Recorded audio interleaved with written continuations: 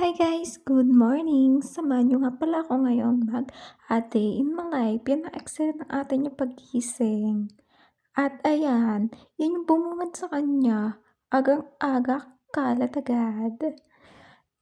Pagkagising ko nga pala dyan ay inayos ko na yung hinigaan ko. At ayan, napakit na ang atin yun na naman. Na akala mo talaga gumising ng haggard, natulog ng haggard. At ayan nga, inayos ko na nga pala dyan yung mga nasa kalat sa sahig at talaga na nga namang, naku ate ko, hindi mo kakayanin. At ayun ang ate nyo, pagkagising-gising, umunat-unat. And syempre, nag-toothbrush na rin ako. Para naman di mo po yung hininga natin, diba? And next ko nga parang ginawa dyan ay nagkilamos na ako ng aking face. At talaga namang super haggard ng ate nyo na to. Grabe! At ayan, nagaganda-gandahan pa ako dyan habang nagkukuskus ng face. Nakakala mo talaga pagkatapos niya maghilamos, clear skin na siya. Maganda na siya, hindi na siya haggard.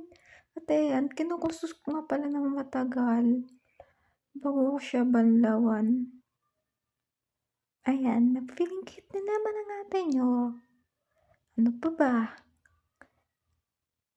Pagkatapos nga pala niyan ay sinabing ko yung kanin sa tupper kasi itatapon ko na kasi napanisan ako guys. Sayang naman. Hindi ko kasi siya naubos kagabi. And anong oras na rin yan? Kasi tanghali na ako nagising. Ayan. Binuksan ko na yung bigas dyan. Panis, may Christmas tree pa dyan. Then ito yung nagpapanggap na naman. Sasayang na nga pala ako ng mga oras na yan. At ayan, naglinis-linisan ako. Pagkatapos ko magsalang ng sinaing, nakala mo naman talaga. Nagwawali siya pagkagising-gising. Charis. And next, nag-music muna ako. Nag-play muna. Ay, hindi pala. Magpa-play muna. Next, pinatay ko na nga pala yung ilaw. Kaya aminin nyo, mas maganda maglinis kapag may music. See? See guys, ang linis diba? Linis swing music. At pagkatapos nga pala niyan ay maliligo na ang ate nyo. At ayan, may dala nga pala akong dalawang towel. Yung isa pang body, isa pang hair. Ayan, pumasok na ako sa CR. Kasi, anong gagawin? Maliligo. Ate nyo, bago pumasok na CR, may pagulat-gulat pa. Kala mo may nakatang surprise eh.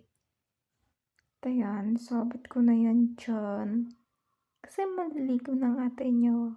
Ayan, ang hiling maganda-ganda. Nakala mo naman talaga. Yun nga pala yung shampoo and body wash ko.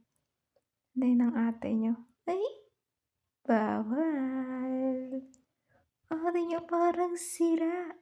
And next, inayos ko na nga pala yan. Nagdikit nga pala ako dyan ng mga tawag dyan. Basta yun na yun.